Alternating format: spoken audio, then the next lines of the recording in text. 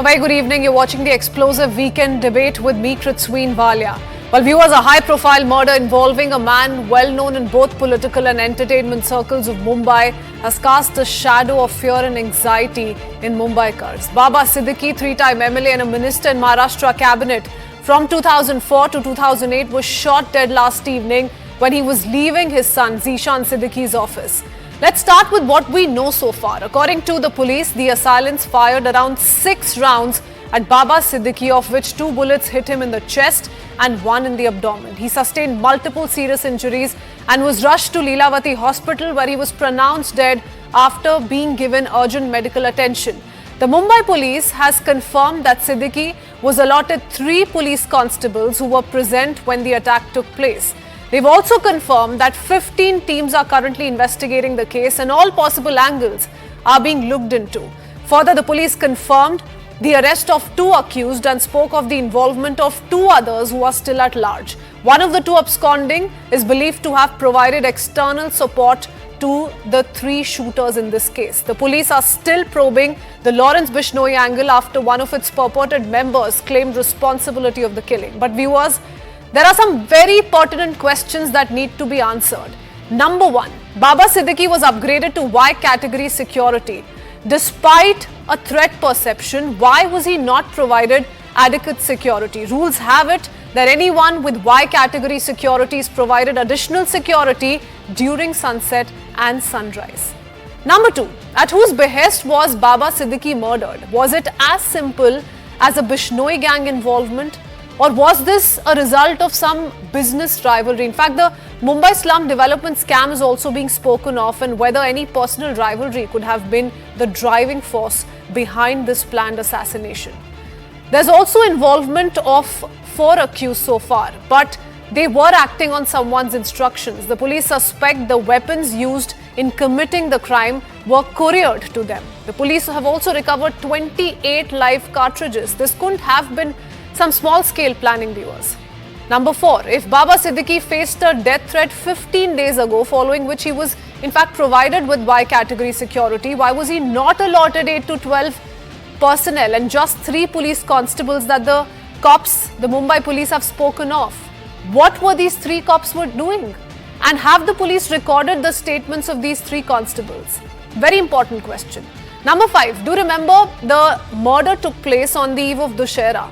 And the eyewitnesses have also confirmed that a Durga procession was being taken out when the killing took place. The culprits fired during Durga Visarjan to drown the sounds of the bullets. It's a day that the state police was on high alert across, which once again raises questions on the law and order preparations. And lastly, let's not forget it's election season in Maharashtra. Baba Siddique quit Congress and joined NCP Ajit Pawar faction in Feb this year itself. Is this going to have extreme political ramifications in an already unsettled political discourse in the state? The question is whether this murder, most brutal, was an act of settling personal scores and likely return of muscle flexing on part of mafias, gangsters in the state, which is concerning in itself. And the state government can't shy away from the challenges that are left unaddressed. But is it also being used as a political weapon given its election season? And this is a state where knives are out even before the official poll dates are announced. We take that up in just a bit, but first, here's how this case is echoing in the state's political corridors.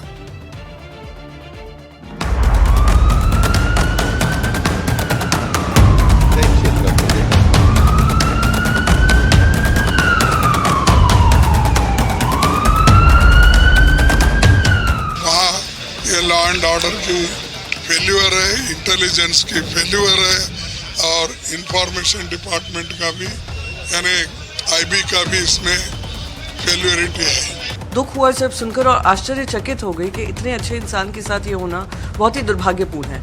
और इसी के साथ साथ दिखाता है कैसे हमारी जो कानून व्यवस्था है, लॉ एंड ऑर्डर सिचुएशन है महाराष्ट्र में पूरी तरीके से चरमरा गई है।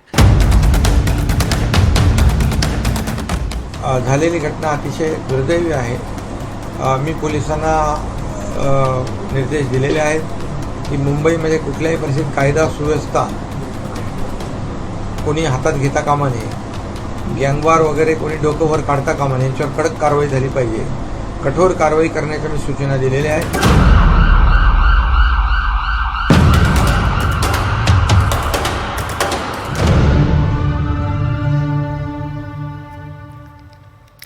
Let's quickly open this up with our guests joining us this evening. We have Shweta Shalini, spokesperson of the Bharatiya Janata Party, along with Susi Ben Shah, a spokesperson of the Shiv Sena, this is Shinde faction, along with Mahesh Chavan, spokesperson of the NCP. And we also have former IPS Mr. Shashi Kant with us, completes the panel this evening.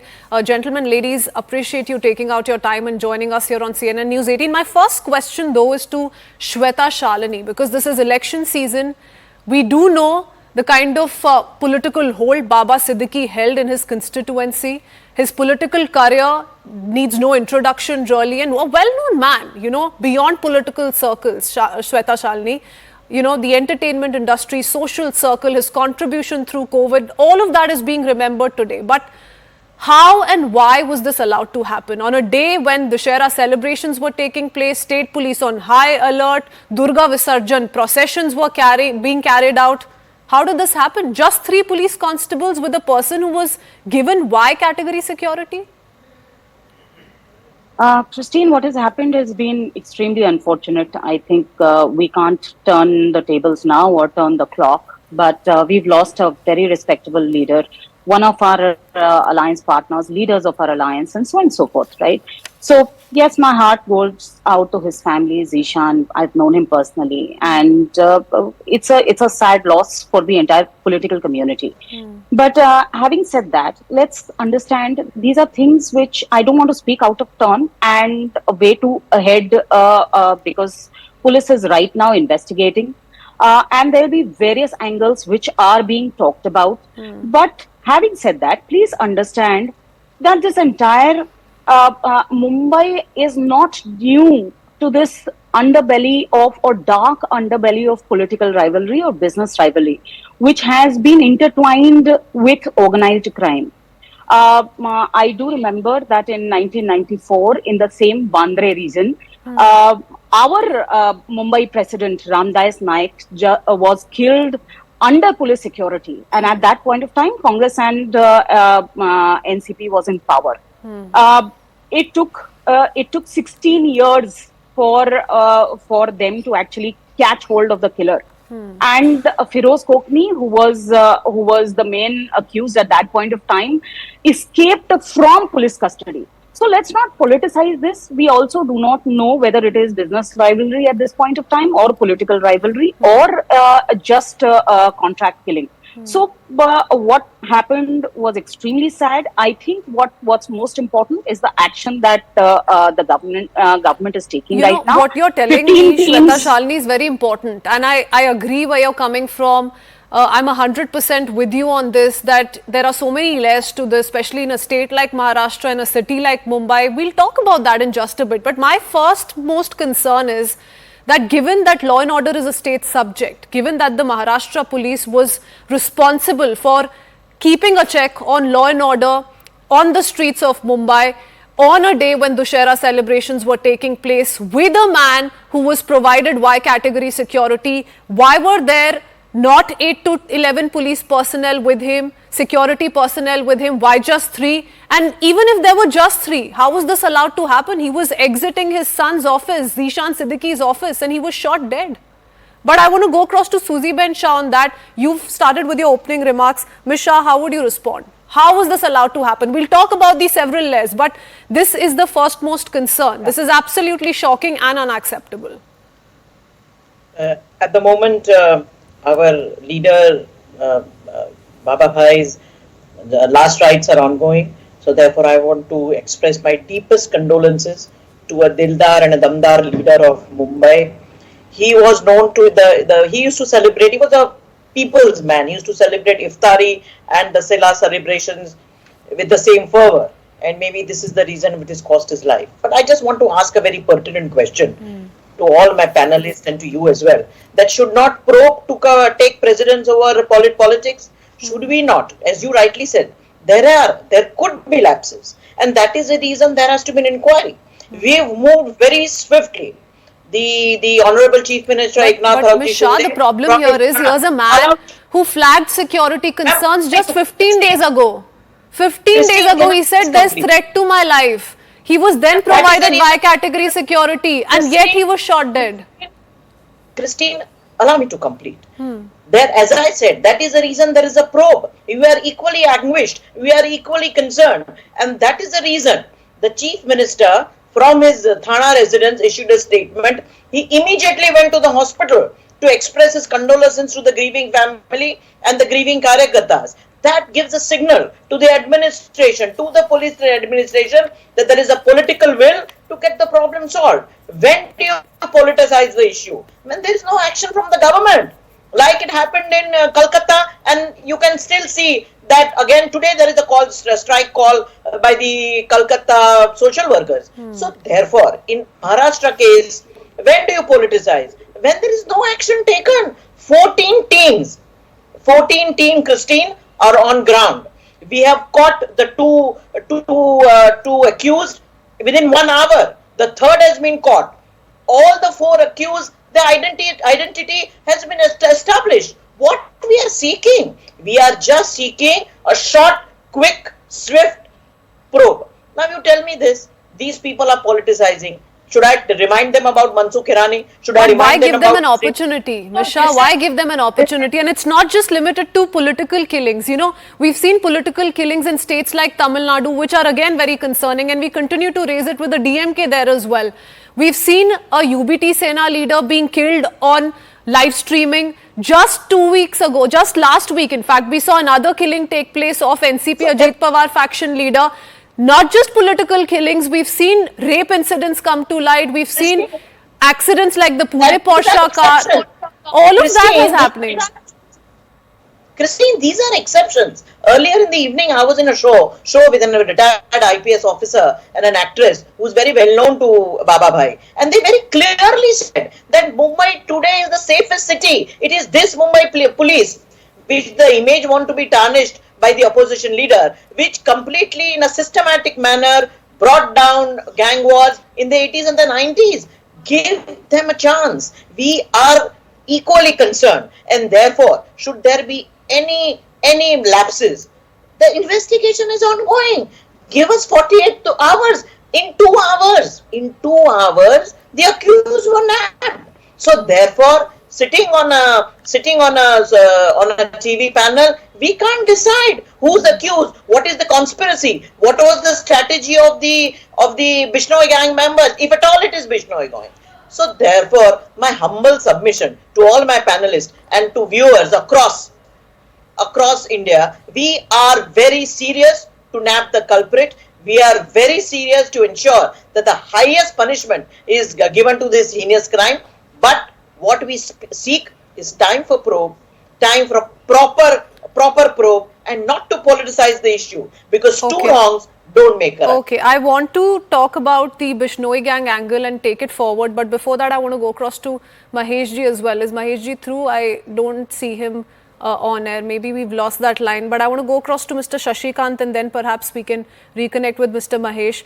Shashikant ji, you know, if we look at the overall picture, there's a Bishnoi gang angle. Now, Bishnoi gang has itself claimed responsibility, and we're not sure whether or not that person who's taken to social media, who's posted that particular message, who says that, you know, anybody who's associated with Salman Khan or supports Salman Khan will meet the same fate. We don't know whether or not he belongs to Bishnoi gang, whether or not it is the Bishnoi gang that is to be held responsible. All of that is still being investigated by the police. But the fact remains that here's a gang that's been in the headlines for all the wrong reasons the past 6 months, ever since, you know, shots were fired at Salman Khan's residence. 6 months ago, just this year, a threat letter received by Salim Khan. We've seen the notorious activities of Bishnoi gang across the country. Anyone slightly associated with Salman Khan, you know, they feel free to take law and order into their own hands, which is very concerning. What does one do in a situation such as this? This goes beyond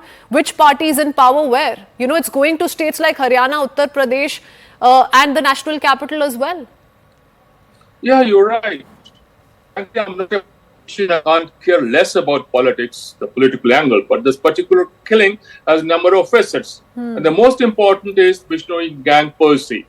This particular gang, it appears, and I'm sad that till now it appears that the security agencies have not been able to zero into persons who have been going onto the social media and claiming responsibility and this and that. Yes. But again, it's a fact that this gang has its presence in Canada, in the United States, in Armenia, in Dubai, and in Europe, Bangkok, and so many countries. And in this particular case, where we talk about Bombay, he had, a few days back, a few weeks or whatever it is back, they had somebody had tried to fire some shots at Salman Khan's residence. But all these things happening, my question to the national security agencies is that why they have not been able to put their heads together and find out whether Bishnoi gang is really responsible.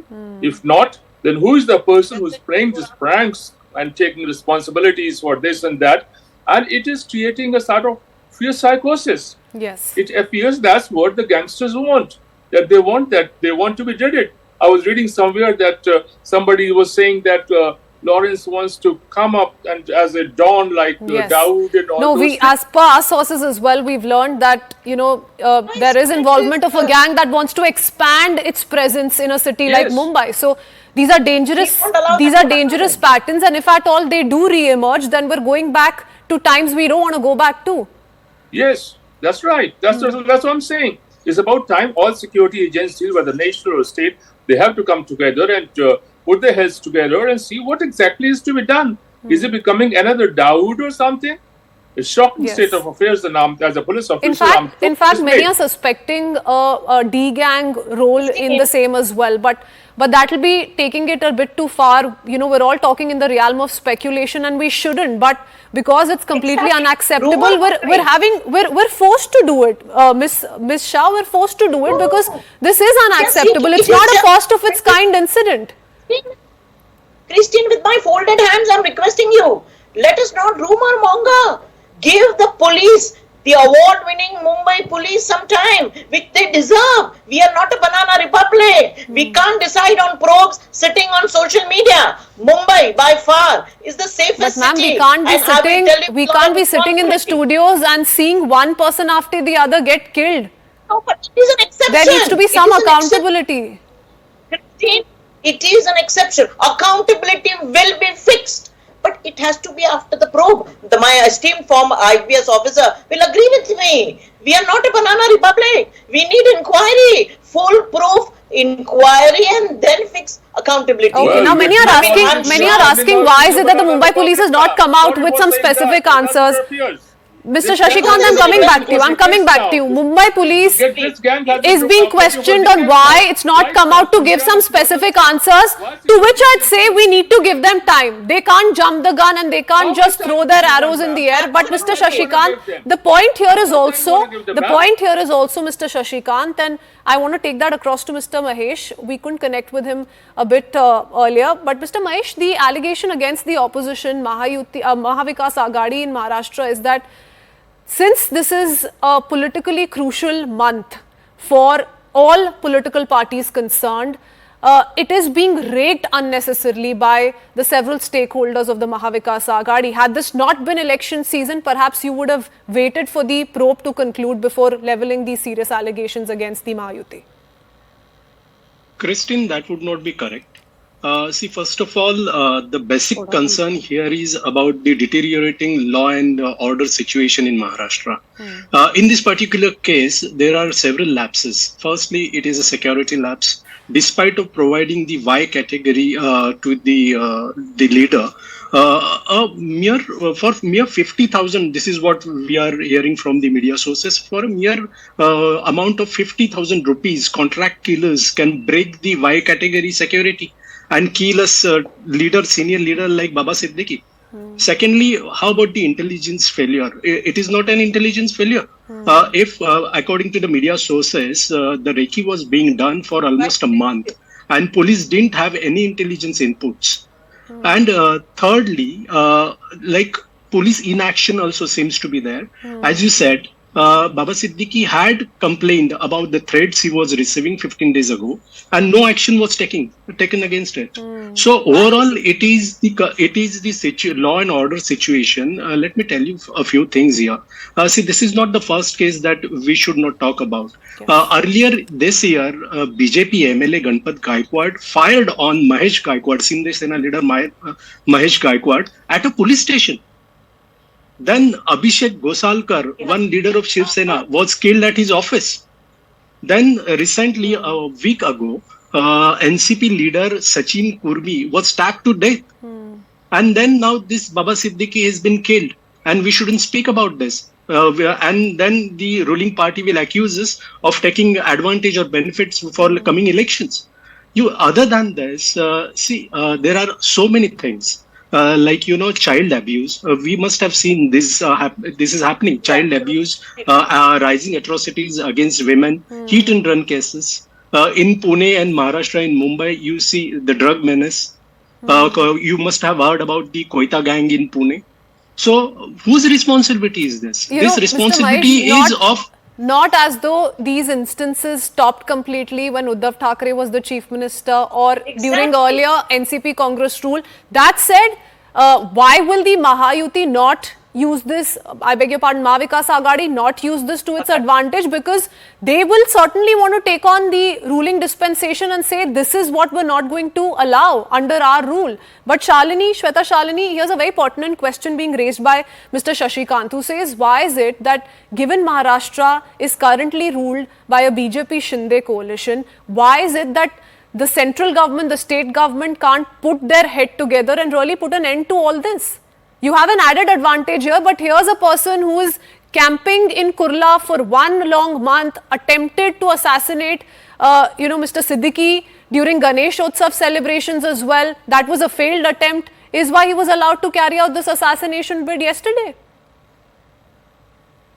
Christine, I heard Maheshji talk. I want to remind him in 1994, a BJP MLA called Prem Kumar Sharma ji was having dinner with his family members, and he was killed in front of his family members. You know who the Home Minister then was in 1994? I'm sure Mahesh ji can guess. It was Sharad Pawar ji. At the same time, a Muslim League leader called Bukhari was also killed. Actually, these political killings stopped since the time BJP and Sena came into power in 1995. Having said that, I just heard Mahesh ji talk about. But you can't say that today, Shweta Shalini, not today.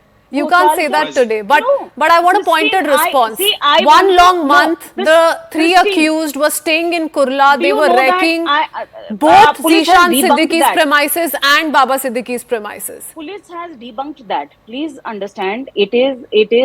You have said a couple of things. Most of it is rumor mongering. Please understand that we can't rumor monger at this point of time. We need to wait for official information from the police. Police has debunked the theory that they had been raking the place. Having said that, today is the time that we should be talking about this API called Rajendra Dabade, who was 200 meters away from where the killing happened, and he single-handedly ran and chased these two killers and nabbed them. So why are we not talking about him? Why are we selectively pinning our fingers? Because two wrongs don't make it a right, and that's what was said by Ms. Shah. Why are we making a comparison that we must not at this point in time? No, Chris. Okay, I just have 30 seconds with me. I want Mr. Shashikant to come in because I don't have a very clear line with Shweta Shalini. Sir, politics aside, give me 5 points where you think things went wrong and things were perhaps overlooked when it comes to, the law enforcement agencies. Well, ma'am, things have been going wrong right from the very beginning, ever since the murder of Midhu Kheda in Punjab, in Chandigarh for that matter. After that, they have been operating almost all over the state, and they successfully managed to have their links in Canada, in United States, in Dubai, in Thailand, in Armenia, everything. And all these things have been happening. But again, I'm sorry to say that I belong to the police forces and I worked in all sorts of intelligence agencies also. Why all the various agencies have not been able to put this together? And now this is a person, now he's becoming a monster. Now I think that he's going to be another Dawood or something. This is very serious, and it's about time that the government of India and all security agencies all over the country, they need to put their heads together, because everywhere they're operating in Haryana and UP and Maharashtra and Gujarat, all over they're operating, ma'am. Thank you. And, constituting 15 teams and really trying to unearth what went wrong is perhaps a little too late in the day when an innocent life has already been lost. But one is just hoping that one doesn't see more politics over the same, Within 24 especially hours, ma'am. given this is election season in Maharashtra. Let's really hope for the best, and unfortunate that Maharashtra had to witness this. Thank you, ladies and gentlemen, for joining us this evening. Appreciate you taking out your time. That's all from me. We head into a very short break.